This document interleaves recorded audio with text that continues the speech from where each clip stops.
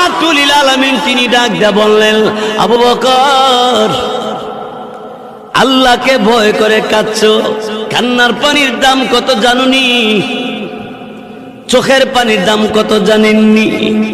কঠিন কিয়ামতের ময়দানে আল্লাহ নবী জাহান্নামের পারে দাঁড়ায় দাঁড়ায় কাঁদবে আর বলবে, হে আল্লাহ, জাহান্নামের ভিতর আমার উম্মতেরা আছে, উদ্ধার কইরা দাও আল্লাহ, তাদেরকে মাফ কইরা দাও।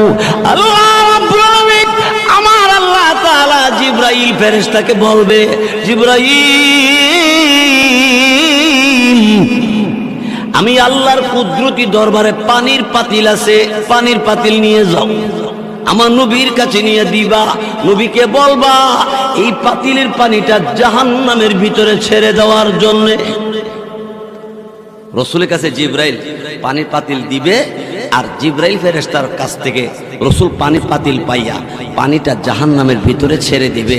জাহান্নামের আগুন ঠান্ডা হয়ে যাবে, নিভে যাবে।